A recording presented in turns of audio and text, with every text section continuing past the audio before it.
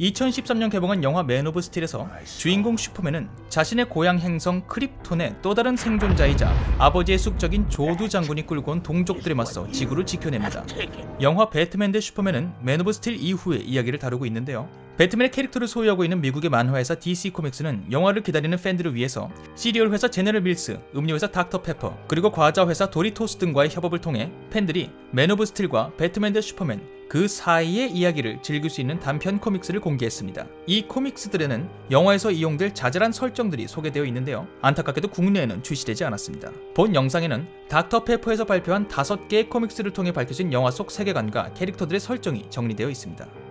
1편 배트맨. 본명 브루스 웨인, 직업 배트맨, 부업 웨인 엔터프라이즈 회장. 배트맨이 살고 있는 고담시는 슈퍼맨이 살고 있는 메트로폴리스와는 강 하나를 사이에 두고 인접해 있습니다. 1편을 통해 묘사되는 배트맨의 가장 큰 특징은 배트맨이 점점 과격하고 잔인해진다는 것입니다. 중년의 악당들이 본인이 젊을 때를 회상하면서 배트맨은 신출귀몰함의 대명사였는데 요 몇 년 사이에는 살인은 안 한다라는 원칙만 겨우 지킬 뿐 폭력의 수위가 정도를 넘어서고 있다고 말하죠. 코믹스에서도 고담시에서는 안 돼, 절대로 안 돼 라고 외치면서 악당 파이어플라이를 과격하게 제압하고 총을 버리고 순순히 투항하는 파이어플라이의 부하들에게조차 폭력을 가합니다. 이 부하들을 체포한 경찰들이 다음번 배트맨 눈에 띌 악당이 불쌍하다 라고 말할 정도니까 말 다 했죠. 왜 이렇게 됐을까요? 그 이유는 배트맨이 등장하기 전 악당이 내뱉었던 대사를 통해 유추해 볼 수 있습니다. 어떤 남자가 말이야 세상에 누구보다 강해지도록 자기를 단련했어. 그리고 무시무시한 훈련 끝에 엄청난 능력들을 얻었단 말이야. 어떤 일도 해결할 수 있을 것 같았어. 근데 어느 날 하늘에서 외계인이 뚝 떨어져서 맨손으로 도시 하나를 박살냈어. 그걸 보면 기분이 어떨 것 같냐? 2편 로이스 레인. 로이스 레인은 슈퍼맨의 여자친구이자 퓰리처상을 받은 기자입니다. 메트로폴리스의 데일리 플래닛이라는 신문사에서 일하는 로이스는 부정비리 폭로를 위해 몸을 사리지 않는 내공이 있는 당찬 기자죠. 이번 코믹스에서 그녀는 헨포드 테크놀로지사의 비리를 파헤칩니다. 슈퍼맨과 조드 장군 일행이 싸움을 벌였던 이른바 메트로폴리스의 전투. 그 전투 때 무너진 회사 건물의 잔해에서 크립톤 행성의 기술이 담긴 8점의 물건 중 3점을 거액의 돈을 받고 암시장에서 판매한 의혹이 있는 헨포드 테크놀로지. 로이스는 회장의 자백을 받아내고 헨포드 테크놀로지는 파산합니다. 하지만 누가 그 물건을 사갔는지는 끝까지 밝혀내지 못하죠. 3편 핀치 의원. 핀치 의원은 슈퍼맨을 예의주시하고 있습니다. 메트로폴리스 전투 당시 도시의 일부는 폐허가 되고 수많은 사람이 죽었습니다. 이때 얻은 데이터를 통해 일반 크립톤 남성이 지구에 나타날 경우 30분 만에 도시 하나를 없앨 수 있다는 국방부의 시뮬레이션 결과가 나오고요. 핀치 의원은 슈퍼맨에 대해 더 자세히 연구를 진행할 수 있는 조직이 있어야 한다고 주장하죠.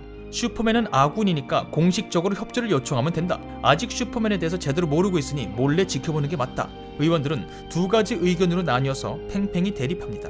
지금이야 자연재해만 해결하고 있지만 슈퍼맨이 국가 간 갈등에 한쪽 편을 들기 시작하면 어떡합니까? 자긴 좋은 일이라고 했는데 그게 전쟁의 시발점이 되면 어떡합니까? 라는 국방부의 의견까지 더해지죠. 핀치 의원은 모두를 말리면서 어쨌든 슈퍼맨이 이 땅에 나타난 것은 역사적인 일이며 인간은 그에 대해 모르는 게 너무 많다고 말하죠. 만장일치로 슈퍼맨을 연구할 조직을 핀치 의원은 탄생시킵니다. 그리고 국방부의 장군에게 슈퍼맨에 대해 알고 있는 모든 것을 알려달라고 말하죠. 4편 슈퍼맨. 인간 이름 클라크 켄트, 크립톤 이름 칼-엘, 직업 슈퍼맨, 부업 데일리 플래닛 기자. 메트로폴리스 전투를 통해 지구인들에게 자신을 드러낸 슈퍼맨은 이후 전 지구적인 관심을 받습니다. 그를 신으로 추앙하면서 병을 낫게 해달라고 하는 사람들이 있는 반면 그를 테러리스트 단체에 스카우트하려는 사람들도 있죠. 고장난 기차가 탈선하기 전 그 찰나의 순간 수많은 판단을 내리고 최선의 방법으로 최소의 부상자를 내고 사람들을 구하는 장면은 TV 프로의 좋은 소재가 됩니다. 사람들을 구하는 횟수가 늘어나면 늘어날수록 슈퍼맨은 논쟁의 대상이 되는데요. 그가 하는 일이 영웅적이긴 하지만 신이 아닌 존재가 신적인 힘을 가져도 되는가? 누군가의 지시 없이 자기 내키는 대로 착한 일을 한다면 모두를 구할 수 없을 때 죽을 사람과 살 사람을 누가 선택하는가? 국가 간 전쟁에는 의도적으로 나타나지 않는데 그럼 거기서 죽어나가는 민간인은 어떻게 되는 거냐? 등등 슈퍼맨의 존재와 그가 가진 힘에 대해서는 앞서 다룬 정부 측 의원들 말고도 세계적인 토론이 벌어지는 중입니다. 5편 렉스 루터. 거주지 메트로폴리스, 직업 렉스코프 회장. 그의 회사는 브루스 웨인의 기업이 손을 뗀 군사기술 시장에 뛰어들어 순식간에 웨인 엔터프라이즈의 뒤를 따르는 거대 기업이 되었습니다. 그 중심에는 아버지의 뒤를 이어 렉스코프의 젊은 회장이 된 렉스 루터가 있었는데요. 그는 5편의 프리퀄 코믹스 내내 수상한 움직임을 보여줍니다. 배트맨을 몰래 지켜보면서 누가 지금의 배트맨을 꺾을 수 있을까? 라는 질문을 던지고 로이스 레인이 무너뜨린 햄포드 테크놀로지를 인수하면서 크립톤의 물건들로 할 수 있는 게 정말 많은데 그걸 판매하는 건 실수야 라고 중얼거리죠. 그는 슈퍼맨에 대한 방송을 챙겨보면서 탈선한 기차를 구하는 것보다 더 복잡한 선택을 해야 하는 일이 슈퍼맨에게 나타나기를 기다리고 있기도 합니다. 하지만 대외적으로는 그는 무너진 메트로폴리스를 다시 일으키기 위해 노력하는 매력적인 청년입니다.